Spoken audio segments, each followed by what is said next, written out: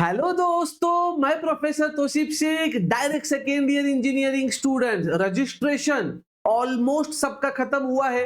उसके बाद document verification भी हुआ रहेगा। अब आगे क्या? मैंने आपको कहा था मैं आपको पूरा डोज एक साथ नहीं दूंगा, स्टेप बाय स्टेप बताऊंगा।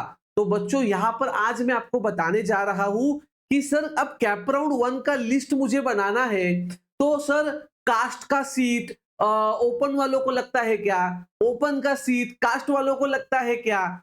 और सर, प्रीवियस ईयर के कट ऑफ्स कैसे देखे? अब रजिस्ट्रेशन के बाद आगे का प्रोसीजर क्या है? बहुत बार ऐसा होता है कि बच्चों का नाम ही नहीं आता है मेरिट लिस्ट के अंदर।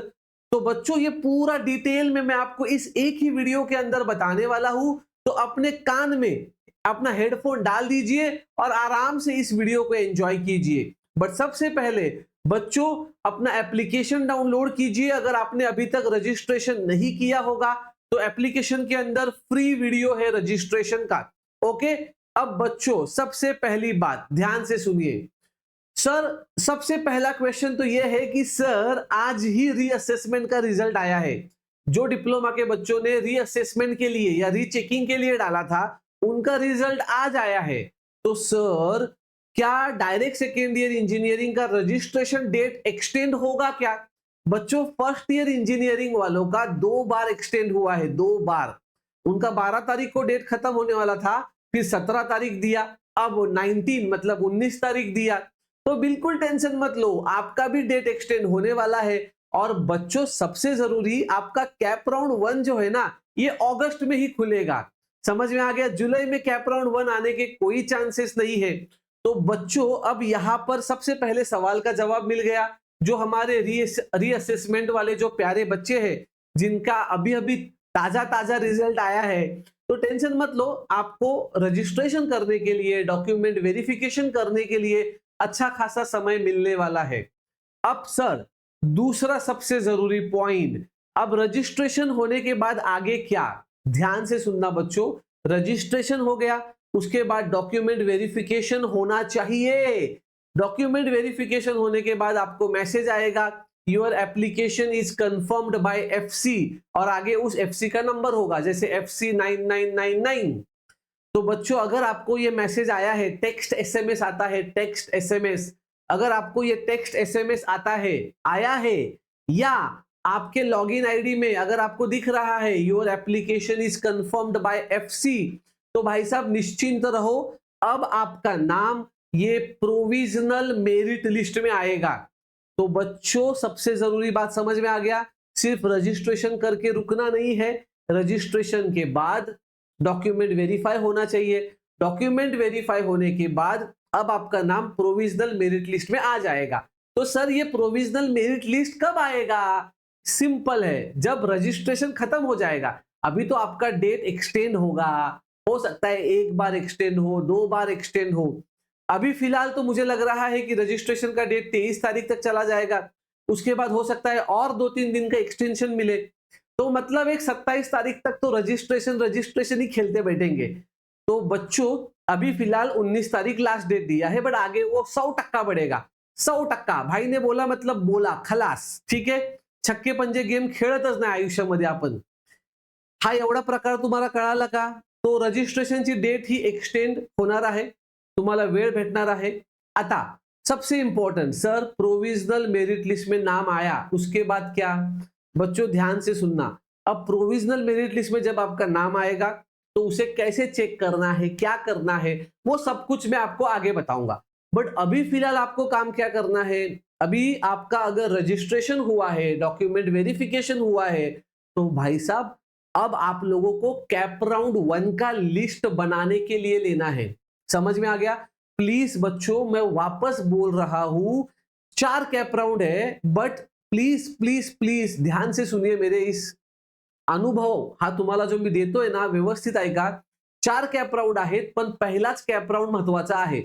मीन्स फर्स्ट राउंड ही आखिरी राउंड है, ये सोच समझ के चलिए। तो इसलिए अब आपको प्रीवियस ईयर के कट ऑफ को एनालिसिस करना होगा। तो सर, वो हमें कहां पे मिलेगा? हमें ना कॉलेज वाइज चाहिए, मजा आएगा देखने के लिए। तो बच्चों, यहां पर देखो, ये सीईटी सेल का आपका वेबसाइट है। अगर आप इसको सही से देखोगे, यहाँ पे देखो 2026-27 लिखा हुआ है, हमें जाना है 2025-26 में। तो यहाँ पर कैप के ऊपर क्लिक कीजिए, 2025-26 पे क्लिक कीजिए बच्चों। यहाँ पर अगर आप नीचे आओगे, यहाँ पर ये देखो डायरेक्ट सेकेंड ईयर इंजीनियरिंग पे क्लिक कीजिए। उसके बाद यहाँ पर अगर आप देखोगे बच्चों, लेफ्ट साइड में ये देखो इंस्टीट्यूट वाइज अलॉटमेंट लिस्ट। अगर आप ये देखोगे ना, ये वाला, ये देखो इंस्टीट्यूट वाइज अलॉटमेंट लिस्ट, तो ये वाला आपको ओपन करना है। देखो यहाँ पर कैसे, ये देखो जैसे ही आपने इसके ऊपर क्लिक किया ना बच्चों, तो यहाँ पर देखो कॉलेजेस के नाम और उसके आगे आपको दिखाई देगा cap round 1, cap round 2, cap round 3, cap round 4। और सबसे इंपॉर्टेंट बात, जितने भी बच्चे मेरे कास्ट वाले बच्चे हैं, कास्ट स्टूडेंट्स, आपको ये बात पता होना चाहिए कि कास्ट वाले बच्चों को ओपन का सीट लग जाता है। समझ में आया? क्यों? क्योंकि भाई साहब प्रोविजनल मेरिट लिस्ट के बाद फाइनल मेरिट लिस्ट आता है। फाइनल मेरिट मतलब प्रोविजनल के बाद ग्रीवियंस पीरियड, उसके बाद फाइनल मेरिट लिस्ट, और उसके बाद ना सीट मैट्रिक्स आता है। और 70% स्टूडेंट्स उस सीट मैट्रिक्स को देखते हैं और उन्हें पता चलता है कि मान के चलो विजेटीआई कॉलेज में मेरी कास्ट ओबीसी है और मुझे कंप्यूटर चाहिए। विजेटीआई कॉलेज में ओबीसी को कंप्यूटर का सीट है ही नहीं, 0-0 लिखा है, और मुझे अगर 99% है तो मैं वो कॉलेज नहीं डालता हूं। ऐसे बहुत सारे नमूने देखे हैं मैंने बच्चे। क्योंकि बघा, एक गोष्ट नेहमी लक्षात ठेवा, जर तुमच्याकडे नॉलेज नसेल ना तर काही प्रॉब्लेम नाही, पण अर्ध नॉलेज हे खूप विनाशकारी असतं।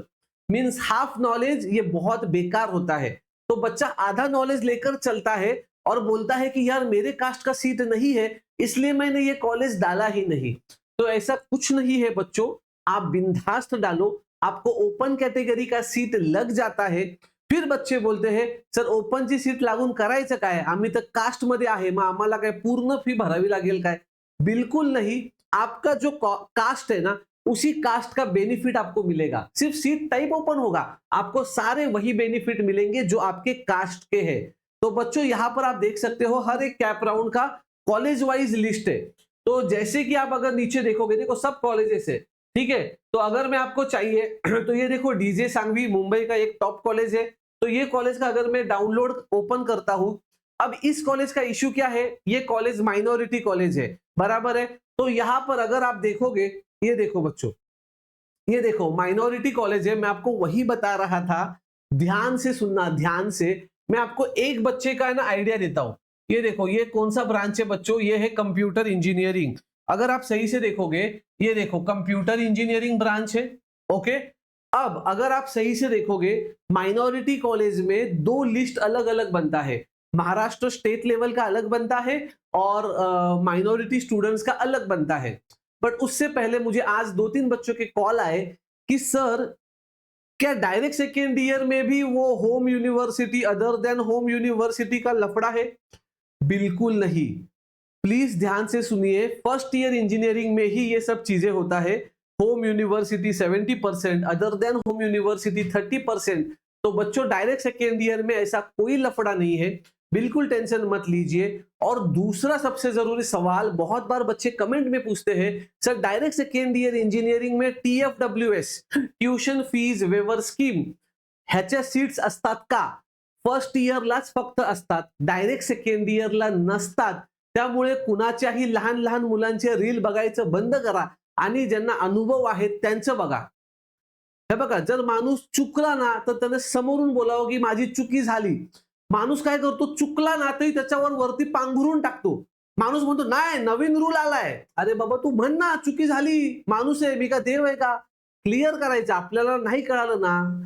लास्ट टाइम माझ्याकडून पण चुकी झालेली, MSBTच्या रिझल्टच्या वेळी मी सांगितलेलं की फोटोकॉपी मध्ये असे असे मार्क्स पकडले जातील, पण ते नवीन रूल होता, मी बोललो की बाबा नाही हे काहीतरी वेगळं झालंय ह्यावेळी। माणसाकडून चुका होतात, ज्याला आयुष्यात मोठं बनायचे त्याने त्या चुकांना म्हणजे चुका स्वीकारल्या पाहिजेत, ठीक है। तो बच्चों यहां पर देखो, अभी यहां पर सबसे पहले अगर आप देखोगे, मैं आपको बता रहा हूं ना कि अगर आपका कास्ट है तो आपको ओपन का सीट भी लग सकता है। तो यहां पर अगर आप सही से देखोगे, देखो ये बच्चे का नाम है, ये देखो अगर मैं आपको बताऊं ये देखो, ये बच्चे का नाम है आरेकर अनिष्का संदीप, बराबर है। अब इस बच्चे को परसेंटाइल है 95.33, बराबर है। उसका मेरिट नंबर है 262 लास्ट ईयर का, मतलब इस परसेंटेज पे पूरे महाराष्ट्र में इसका 262 नंबर था। समझ में आ गया। उसके बाद अब उसका कास्ट है ओबीसी, कैटेगरी कौन सा है उसका, ओबीसी कैटेगरी है, और उसे सीट टाइप कौन सा अलॉट हुआ है, ओपन। समझ में आ रहा है, म्हणजे ओबीसीच्या विद्यार्थ्याला ओपनची सीट अलॉट होते। कळतंय का तुम्हाला, मला हेच तुम्हाला दाखवायचं होतं, हे खूप महत्वाचं आहे बाळांनो, ठीक आहे। त्यामुळे अजिबात, मी परत सांगतो मित्रांनो, सीट मॅट्रिक्स जेव्हा येईल ना, मी माझा 15 वर्षाचा अनुभव घेऊन तुम्हाला सांगतो, सीट मॅट्रिक्स जेव्हा येईल तेव्हा अजिबात त्या सीट मॅट्रिक्सला बघूच नका। मी क्लिअर सांगतो, काही कामाची नाहीये त्या सीट मॅट्रिक्स, अजिबात बघू नका। तुम्हाला वाटतंय ना मला हे कॉलेज टाकायचं आहे तर बिंदास टाका। आता इथे बघा, यहाँ पर अगर आप नीचे देखोगे तो ये देखो उनका माइनॉरिटी का अलग से लिस्ट लगता है, अलग से। और यहाँ पर अगर आप देखोगे, यहाँ पर सिर्फ माइनॉरिटी स्टूडेंट्स ही चलते हैं। ये देखो, सीट टाइप माइनॉरिटी इनटेक, समझ में आ गया। तो ये चीज आपको कहीं ना कहीं समझना चाहिए। तो बच्चों जब कैप राउंड का लिस्ट बनाओगे तो बिल्कुल भी देखो मत कि मेरे कास्ट के लिए यहाँ पर सीट अवेलेबल है या नहीं, बिंदास्त डालो। समझ में आ गया। तो बच्चों सबसे पहला ये काम आपको करना है। अब दूसरा काम आपको क्या करना है, ध्यान से सुनिए बच्चों। अब देखो, रजिस्ट्रेशन हो गया है, कैप राउंड का लिस्ट भी अगर आपका बना के सपोज हो गया है, तो बच्चों अभी से अपना पढ़ाई शुरू करो, क्योंकि आप कॉलेज के अंदर जाओगे अगस्त एंडिंग या सितंबर फर्स्ट वीक में। तो उस टाइमिंग में डायरेक्ट अक्टूबर नवंबर में तो एग्जाम्स आता है, तो आपके पास समय बहुत कम रहेगा। अब कम समय रहेगा तो पढ़ाई कब करोगे, सबमिशन कब करोगे। मैं वापस बता रहा हूं, तो थर्ड सेमिस्टर ये डायरेक्ट सेकेंड ईयर के बच्चों को बहुत डिफिकल्ट जाता है। और सबसे डिफिकल्ट सब्जेक्ट कौन सा है, तो वो है मैथ्स M3। तो बच्चों अपने एप्लीकेशन के अंदर देखो, जो सर सोच समझ के देखो, जो सर इतना डिफिकल्ट कंसेप्ट इतने आसान लैंग्वेज में समझा सकता है, तो सोचो वो मैथ्स कितने आसान लैंग्वेज में सिखा सकता है। मैंने ही मैथ्स पढ़ाया हुआ है, आप चेक कीजिए। उसका फाउंडेशन कोर्स अपने ऐप के अंदर अवेलेबल है, सिर्फ 10 रुपया उसका फीस है। उसके अंदर आपका डेरिवेटिव इंटीग्रेशन का बेसिक स्ट्रॉन्ग कीजिए, और उसके बाद अगर वो अच्छा लगता है तो आप अपना कोर्स ले सकते हैं, जैसे कि M3 Mumbai university, M3 SPPU Pune university, M3 DIBA2 university. तो ये सब कुछ वहां पर अवेलेबल है। अगर आप ऑटोनॉमस के बच्चे हैं तो ऑटोनॉमस का भी कोर्स अवेलेबल है। तो मैं आपको यही बता रहा हूं कि लिस्ट बनाते वक्त ये चीज आपके लिए बहुत जरूरी है। और अगर लिस्ट बनाने का झमेला आपको करना ही नहीं है, अगर आपको ऐसा लगता है कि तौसीफ सर आप ही हमें लिस्ट बनाकर दे दीजिए, तो बच्चों आप देख लीजिए यहां पर, ये देखिए मैं आपको दिखा दूं, ये देखो, अगर आप यहां पर देखोगे, ये देखो, अगर आप यहां पर देखोगे बच्चों, तो हम लोग जो है ना, ये ऐसा लिस्ट भी आपको बनाकर देते हैं। ये देखो, प्रॉपर ऐसा लिस्ट बनाकर मिलता है। तो बिल्कुल भी टेंशन मत लो कि लिस्ट कैसे बनाना है। हमारी टीम एडवांस लेवल काउंसलिंग में, हमारी टीम आपको कॉल करती है, आपके परसेंटेज पूछती है, आपकी कास्ट कैटेगरी पूछती है, आपकी ब्रांच कौन सी है, यूनिवर्सिटी कोणती पाहिजे, ये सब पूछती है। उसके बाद हमारे पास टोटल 33,000 रोज है, 33,000 रोज। त्याच्यामध्ये तो डेटा टाकला जातो, त्याला फिल्टर मारलं जातं, तुमच्या कास्ट नुसार किती टॉलरन्स ठेवला पाहिजे। मी तर तुम्हाला सांगितलं की +-2 किंवा +-3 चा टॉलरन्स ठेवा, पण हा टॉलरन्स सगळ्या ब्रांचेसला लागू होतो का, नाही होत। होऊ शकतं की कम्प्युटरला +-3 चालेल, पण मेकॅनिकलला होऊ शकतं +-10 सुद्धा चालेल, कारण का मेकॅनिकल, सिव्हिल, इलेक्ट्रिकल, इलेक्ट्रॉनिक्सचा कट ऑफ हा अनप्रेडिक्टेबल आहे।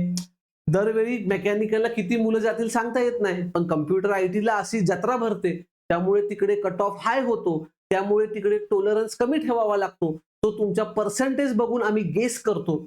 आणि हे आता काही गोष्टी सांगण्यासारख्या नसतात, त्या गोष्टी तुम्हाला अनुभवानेच कळतात की बाबा ह्या माणसाला किती टॉलरन्स ठेवला पाहिजे, ह्या माणसाला किती टॉलरन्स ठेवला पाहिजे। तर ह्या सगळ्या गोष्टी आम्ही त्यामध्ये कव्हर करतो आणि तुम्हाला तुमची जी लिस्ट आहे, पर्सनलाइज लिस्ट, ही आम्ही तुम्हाला ऍडव्हान्स लेवलमध्ये देतो. आणि प्रो लेवल तर नादच खुळा आहे. प्रो लेवल म्हणजे ज्यांना खूपच मार्क कमी आहेत त्यांच्यासाठी प्रो लेवल. त्याच्यामध्ये रजिस्ट्रेशन, कॅप राऊंडचे फॉर्म फिलिंग हे सगळं आम्हीच करून देतो.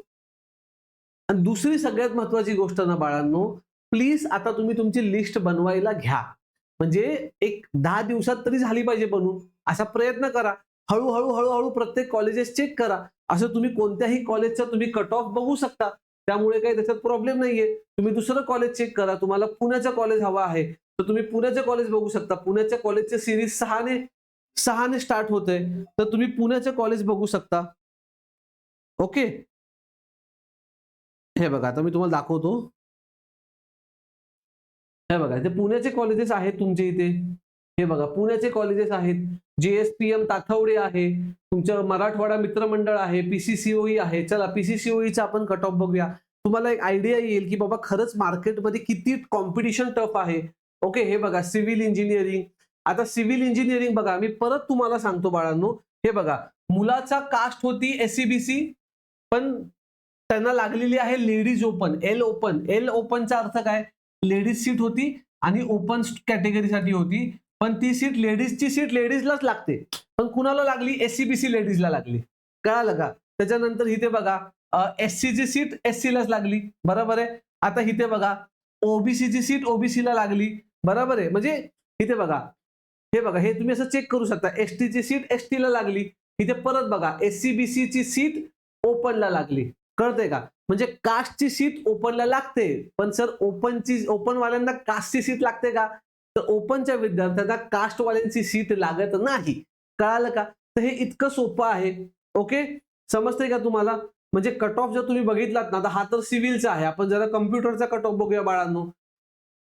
हा बघा तुमचा कम्प्युटरचा कट ऑफ 95.71. कम्प्युटरला सुद्धा 95.71 म्हणजे 95. बरं. आता मी तुम्हाला अजून एक गोष्ट सांगतो. आज मनमोकळेपणाने, कारण का मी खूप कमी व्हिडिओ बनवतो, पण एकाच व्हिडिओमध्ये तुम्हाला जास्तीत जास्त नॉलेज देण्याचा प्रयत्न करतोय. आता जर तुम्हाला पर्सेंटेज 80% पेक्षा कमी असतील आणि तुम्हाला कम्प्युटर ब्रांच हवी असेल आणि ते पण पुणे युनिव्हर्सिटीमध्ये, तर ती तुम्हाला भेटणं मुश्किल आहे. किती पर्सेंट नाही भेटणार चान्स? तर 100% चान्सेस कमी आहेत. कारण का मागच्या 2 वर्षाचा मला जो रेकॉर्ड आठवतोय, तर मी काही एवढा गजनी आहे मी पण 2 वर्षापर्यंतचा मला रेकॉर्ड आठवतोय. तर नाही लागलं पोरांना कॉलेज. 75%, 77% नाही लागलीत कॉलेज. मग अशा मुलांच्या आम्ही लिस्ट आता बनवल्याच नाहीयेत. आम्ही त्यांना कॉल करतो. आम्ही त्यांना समजवतो की बाळा तुला लिस्ट बनवून देतो, पण त्याच्यामध्ये आम्ही इलेक्ट्रॉनिक्स आणि टेलिकम्युनिकेशनचे सुद्धा ब्रांचेस टाकू. तर त्या कॉलेजेस तू तुझ्या लिस्टमध्ये समावेश कर. तर ह्या सगळ्या गोष्टी तुम्हाला पण लक्षात ठेवल्या पाहिजेत. आता होतंय काय की भरपूर पोरं मला कॉल करतात. सर तुमचा हेल्पलाईन नंबर बघितला, आम्ही तुम्हाला कॉल केला, माझा असिस्टंट आहे. तर तो बोलतो की सर जागेवर नाहीयेत सर, काउन्सिलिंगमध्ये बिझी आहेत. आता होतंय काय की एवढी 1000, 1200, 1300 मुलांनी काउन्सिलिंग घेतलेली असल्यामुळे आम्हालाही वेळ नाही भेटत त्यांचे लिस्ट बनवणं. आता रजिस्ट्रेशन चालू आहे, रजिस्ट्रेशनचे फॉर्म भरणं. मग त्यामुळे थोडासा वेळ जातो. पण काळजी करू नका.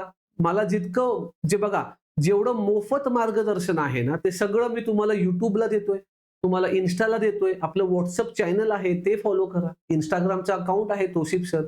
प्रत्येकाची लिंक डिस्क्रिप्शन मध्ये आहे.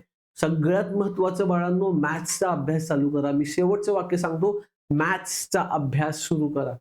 मॅथ्स तुम्हाला आलंच पाहिजे, नाहीतर लय वांदे होतात. कळतंय का? त्यासाठी आपला फाउंडेशन कोर्स घ्या. तुमच्या सगळ्या सुविधा त्यामध्ये सगळं बेसिक पासून शिकवलंय. डेरिव्हेटिव्ह ऑफ एक्स स्क्वेअर काय असतो, डेरिव्हेटिव्ह ऑफ एक्स काय असतो, शॉर्टकट शिकवलेले आहेत. एकदम फनी मेथड मध्ये शिकवलेलं आहे. तुम्हाला खूप मजा येईल अभ्यास करायला. तर बस मला एवढंच सांगायचं होतं की रजिस्ट्रेशनची डेट तर वाढणारच आहे. त्याच्याबरोबर तुमचे डॉक्युमेंट कन्फर्म करायला विसरू नका. तुम्हाला SMS आला पाहिजे की तुमचं your application is confirmed by FC. Text SMS आला पाहिजे. ठीक आहे. Thank you so much. तुमचे जे काही प्रॉब्लेम्स असतील कमेंट करा. त्या कमेंट्सला रिप्लाय नाही देत, पण त्या कमेंट जास्त दिसल्या की आम्हाला कळतं ह्या कमेंटचं उत्तर नेक्स्ट व्हिडिओमध्ये आपण द्यायचं आहे. ठीक आहे. थँक्यू. Bye bye. जय हिंद.